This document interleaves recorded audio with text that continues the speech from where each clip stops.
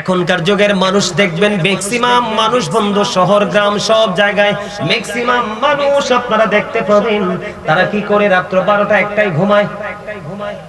সকালে কোনো ফজর নামাজের খবর থাকে না, সকলে তারা ফজরের নামাজ বন্ধু তারা পড়ে না, তারা রাত্র 9 সকাল 9টা 10টায় ঘুম থেকে ওঠে।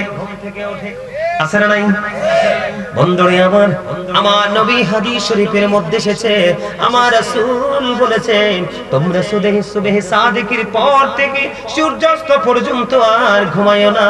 এই সময়টার মধ্যে বান্দার জন্য রিজিক বন্টন করা হয়, ওই সময় তোমরা রিজিকের জন্য অপেক্ষা করো। এখানে সবচেয়ে বড় মজার বিষয় হলো সুস্থতার জন্য যে জিনিসটা বেশি প্রয়োজন। বন্ধুরে আমার, আল্লাহর হাবিব তিনি বলে দিয়েছেন মা খাতুনে জান্নাত ফাতেমা তিনি বলতেছেন আমার নবী আমার বাবা আমার কাছে সকালবেলা চলে আসলেন, এসে বললেন মা মা গো উঠে যান সকালবেলা ঘুমানো যাবে না। ইয়া রাসূলুল্লাহ বাবা বাবা গো কেন ঘুমানো যাবে না? আমার নবীজি বললেন সকালে সুবহে সাদিক থেকে সূর্য উদয় হওয়া পর্যন্ত আল্লাহ রাব্বুল আলামিন বান্দার জন্য রিজিক বন্টন করে। তোমরা এই রিজিকের জন্য তোমরা কি করো? অপেক্ষা করো। সুবহানাল্লাহ বলেন না? এর মধ্যে সুস্থ থাকা এটা হলো বন্ধু এক ধরনের নিয়ামত, আখিরাতের পুঁজি ফজরের নামাজটা। কারণ ফজরের নামাজটা পড়ার পরে এরপরে বন্ধু আপনি ঘুমাইলেন না, সুবহে সাদিক থেকে সূর্য উদয় পর্যন্ত বসে থাকলেন। সূর্য উদয় হলো মুসল্লায় বসে থাকলেন, মুসল্লায় বসে বসে আপনি তাসবিহ জপলেন, আপনি কোরআন তেলাওয়াত করলেন, জিকির করলেন, যেটা মন চায় বন্ধু সেটা আপনি করে দিলেন। করতে করতে সূর্য উঠে গেল, ওঠার পরে আপনি ইশরাকের নামাজটা পড়ে নিলেন। সুবহানাল্লাহ বলেন না? আর জোরে বলেন।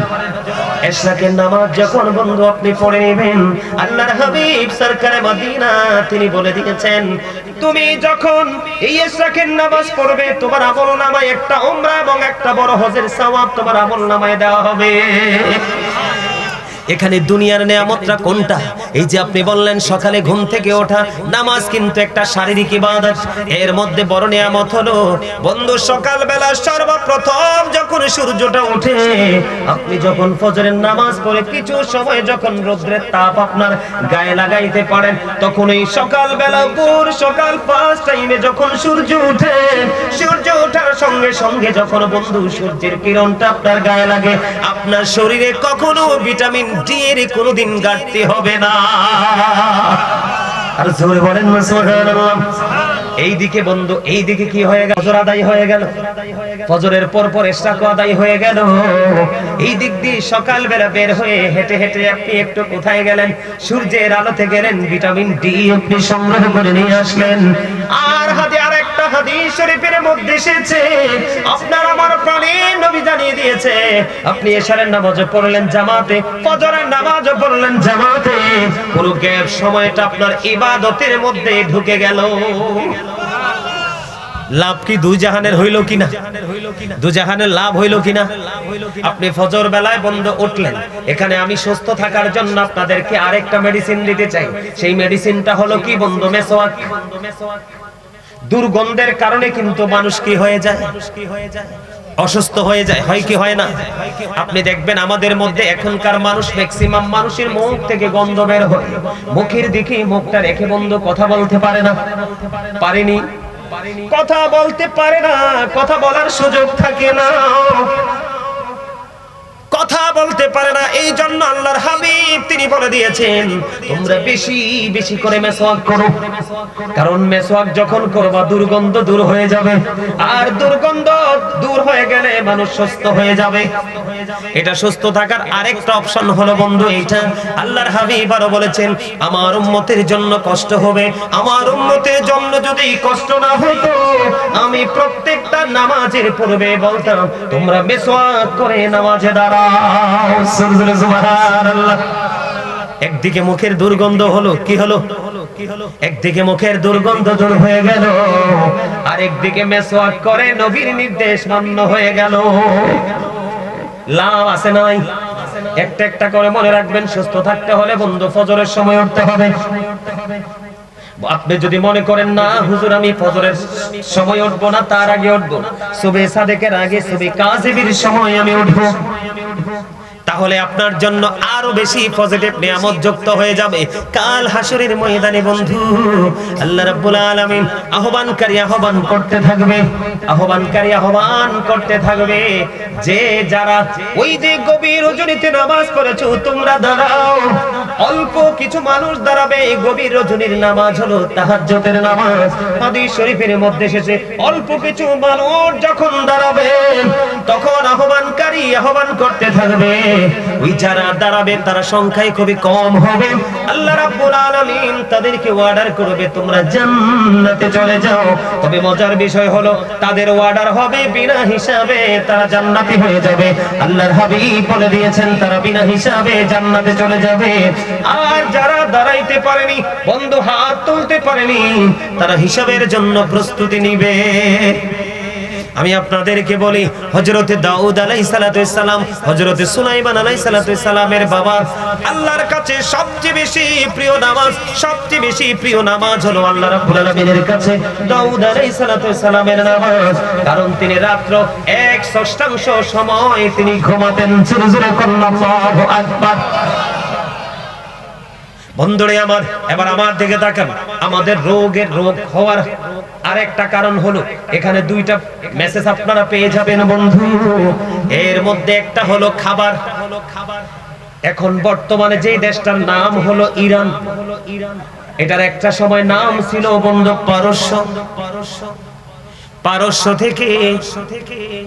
পারস্য থেকে একজন চিকিৎসক আসলেন আমাদের আরবে। পারস্য থেকে একজন চিকিৎসক আসলেন, 2 বছর পর্যন্ত আরবে দেশে কাটাইলেন। 2 বছর কাটানোর পরে তিনি আরবে কোনো অসুস্থ রোগী পাননি। অসুস্থ রোগী না পাওয়ার কারণে 2 বছর শেষে তিনি প্রাণের নবীর কাছে চলে গেলেন। ইয়া রাসূলুল্লাহ, ইয়া হাবিবাল্লাহ, নবী গো, আমি আপনার এই দেশে 2টা বছর কাটিয়েছি, একটা অসুস্থ মানুষ আমি খুঁজে পাইনি। আপনার এই দেশের মানুষ সুস্থ থাকার কারণ কি? এটার পিছনে জাদুটা কি, নিয়ামতটা কি? এই কথা বলতে দেরি এবার আমার নবীজি বললেন আমার দেশের মানুষ সুস্থ থাকার কারণ হলো, আমার দেশের মানুষ সুস্থ থাকার কারণ হলো তার এই পেটটাকে 3 ভাগে ভাগ করে। সুবহানাল্লাহ বলেন না? কয় ভাগে ভাগ করে? 3টি ভাগে ভাগ করে। একটি ভাগকে খাবার দিয়ে ফিল আপ করে, আরেকটা ভাগ পানি দিয়ে ফিল আপ করে, আরেকটা ভাগ 100% খালি রাখে। তার মানে হলো অতিরিক্ত পেটে খিদা না লাগা পর্যন্ত তারা খাবার খেতে বসে না। আবার খাবার খেতে বসার পরে পেটটা ভরে যাওয়ার আগেই তারা খাবারটা ছেড়ে দেয়। জোরে জোরে সুবহানাল্লাহ। রাসূল বলেছেন কাফের খায় 7 পেটে। কাফের খায় কয় পেটে? রাসূল বলেছেন কাফেররা খায় 7 পেটে আর মুমিনরা খায় মাত্র 1 পেটে। সুবহানাল্লাহ বলেন না? তাহলে আপনাদেরকে কি করতে হবে? এখনই চা, এখনই কফি, এখনই গলা পর্যন্ত খাবার, এত খাবার খাওয়া যাবে না। বুঝিনি আমার কথা বুঝতে পারছেননি আপনারা? পেটটাকে নিজে নিজে 3 ভাগ করবেন। কয় ভাগ? মাত্র একটা ভাগ আপনি খাবারে পুরাবেন, আরেকটা ভাগ আপনি পানি দিয়ে ফিল আপ করবেন। এই তোমরা আসো, বসো, এদিকে আসো, এদিকে, এই সামনে আসো। দেখতে তো মনে হয় হাফেজ সাহেব, এদিকে আসেন। এত দামি মানুষ আইছে, এইভাবে দাঁড়ায় থাকলে হয়? আসেন, আপনারা সামনে আসেন। এদিক দিয়ে আমার সামনে। মনু জলদি করে চললাইও, মোর দাঁড়ে এককালে দাঁড়ে চললাইও। তোমরা হাসতেও পারলা না। সুস্থ থাকার জন্য হাসিও প্রয়োজন। রাসূল বলেছে আমি না। সুবহানাল্লাহ বলেন না? আরে আরো জোরে, আরো জোরে। লবণ ছাড়া খাবার, খাবারে লবণ না দিলে মজা হয়? কথা কোন হয়? হয় না? খাবারে লবণ না দিলে যেমনি মজা হয় না, ঠিক তেমনি ভাবে বন্ধু ঈমান যদি টেকসই না হয়, প্রেম যদি শক্ত না হয়, কখনো আপনার কাছে আমলও মজা লাগবে না। বুঝে নিতে হবে মূল কোথায়। আল্লাহর হাবিব আরো বলে দিয়েছেন দুর্বল ঈমানদারের চাইতে শক্তিশালী ঈমানদাররা আল্লাহর কাছে বেশি পছন্দ।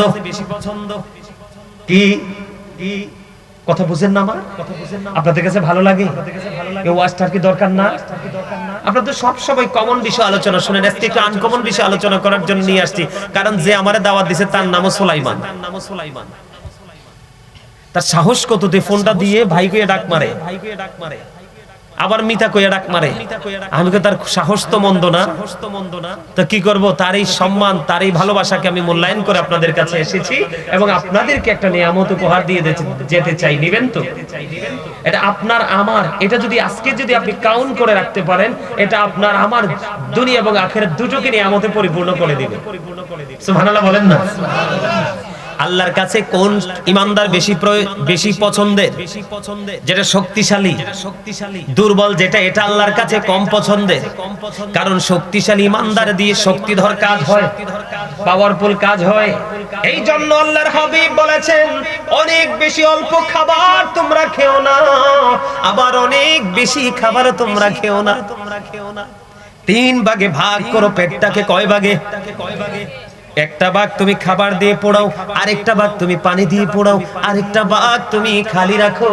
এইভাবে যদি তুমি প্রতিনিয়ত চলতে পারো, তাহলে তোমার জীবনে সুস্থতা বেশি থাকবে। আমি আপনাদেরকে একটা एग्जांपल দেই। যদিও বন্ধু ব্রিটিশ রানী দ্বিতীয় এলিজাবেথ তিনি একজন বেঈমান ছিলেন। আপনাদেরকে বলি, অনলাইনে আপনারা চার্জ দিয়ে দেখবেন আমার কথা যদি মিথ্যে হয়। ও বন্ধু, লন্ডন, ব্রিটেন, ইংল্যান্ডের যে প্রধানমন্ত্রী আরো বেশ কয়েক মাস আগে মারা গেছে, প্রায় মনে বছর খানিক হবে। ব্রিটিশ রানী দ্বিতীয় এলিজাবেথ যখন তিনি ইন্তেকাল করলো, ওনার দেশের যারা ডক্টর ছিলেন, অবজারভেশন যারা করেন, অ্যাস্ট্রোনমার যারা ছিলেন, তারা ওনাকে নিয়ে বন্ধু গবেষণা শুরু করলো। উনি তো ব্রিটিশ রানী ছিলেন। এই রানীর এত লম্বা সময়, এত লম্বা ক্যারিয়ারে রানী কিন্তু ডাক্তারের কাছে যেতে হয়নি, হসপিটালে ভর্তি হতে হয়নি। তখন তারা চুলচেরা বিশ্লেষণ শুরু করলো রানীকে নিয়ে। আপনারা দেখেন আমরা কতটা লজ্জিত, কতটা অপমানিত, কতটা বেহায়া মানুষ। আমরা মুসলমান নবীকে আমরা নিজেকে মুসলমান দাবি করি, নিজেদেরকে ইমানদার দাবি করি। আসলে ইমানের ছাটাপোটা কতটুকু আছে আমি জানি না বন্ধু। আমরা মুসলমান হয়ে, নবীর উম্মত হয়ে সেটা আমরা পালন করতে পারি না, অথচ বেঈমান কাফেরেরা সেটা বন্ধ ফলো করছে। ব্রিটিশ রানীর জীবন বৃত্তান্ত যখন তারা ঘাটা শুরু করলো, ঘাটতে ঘাটতে ঘাটতে ঘাটতে খুঁজতে খুঁজতে পেয়ে গেল ব্রিটিশ রানীর জীবনে অতিরিক্ত কোনো কর্ম ছিল না। একটা কর্ম ছিল, যেটা আমি বলেছি, আমার নবীর শিক্ষা। ওমা সুবহানাল্লাহ কর নাকি? একটা শিক্ষা। রানী নাকি কি করতো জানেননি? খাবার নিয়ে যখন বসতো, পুষ্টিকর খাবার খাইতো। তিনি দিনে 3 বার 4 বারও তিনি খাবার খাইতো। তিনি 3 বার 4 বারও বন্ধু তিনি খাবার খেতেন। অল্প অল্প করে তিনি খাবার খেতেন। পেটে খিদা লাগছে, একটু খেয়েছে, পানি খেয়ে চলে গেছে। আবার যখন খিদা লাগতো, তিনি আবার এসে খাবারে বসতেন, একটুখানি খাবার খেয়ে তিনি পানি খেয়ে আবার চলে যেতেন। এমনি করে করে তিনি ওনার জীবনটাকে শারীরিক এক্সারসাইজ, মানসিকভাবে স্যাটিসফাই ছিলেন বন্ধু।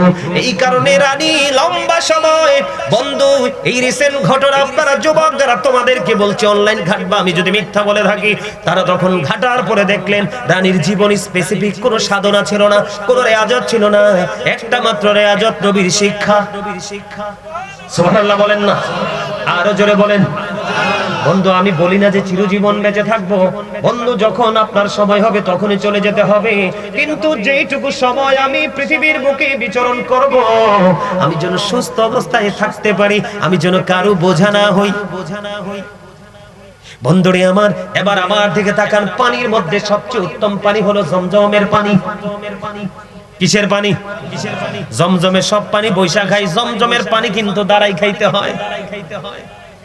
আল্লাহর হাবিব তিনি জানিয়ে দিয়েছেন, রে যুবক, এই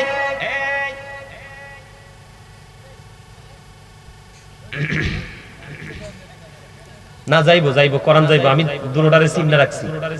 আমি কিন্তু এবার আঙ্গুল দিছি, নেক্সট টাইম কিন্তু বলবো ইউ স্ট্যান্ড আপ। মনু এককালে দাঁড়াইয়ে যা।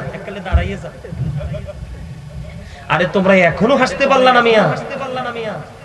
হাসো হাসো, চাই দাঁত দিই, দাঁত।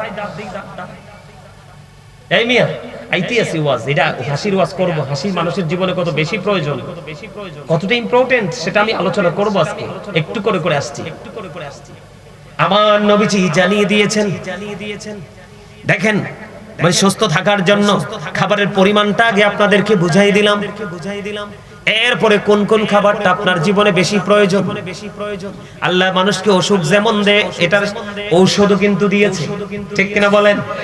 রোগ যেমন দিয়েছে ঔষধও দিয়েছে। বন্ধু, এর মধ্যে বড় একটা নিয়ামত আমার নবী বলে দিয়েছেন, তোমরা বেশি বেশি করে খেজুর খাও, জমজমের পানি খাও, এটা বড় একটা নিয়ামত। তোমরা জমজমের পানি খাও, বেশি বেশি করে খেজুর খাও, জৈতুনের তেল ম্যাসেজ করো, তোমার শরীরে ম্যাসেজ করো, অথবা তুমি খাও। নবীজি বলেছেন বেশি বেশি করে তুমি মধু খাও। মায়েশা সিদ্দিকা রাদিয়াল্লাহু তাআলা আনহা থেকে হাদিস খানা বর্ণিত, আপনার আমার প্রাণের নবী তিনি বলে দিয়েছেন, বন্ধু, কোন মানুষ যদি প্রত্যেকদিন ঘুমানোর আগে সব খাবার শেষ, এটা খাওয়ার পরে আর কোনো খাওয়া খাবেন না, সব খাবার শেষ, খাবার খাওয়ার পরে যদি 3 আঙ্গুলের এক চিমটিতে যতটুকু কালিজিরা ওঠে ওইটুকু কালিজিরা আপনি খেয়ে ফেলবেন, মাসে বেশি না 31 দিনের মধ্যে মাত্র 2 থেকে 3 দিন।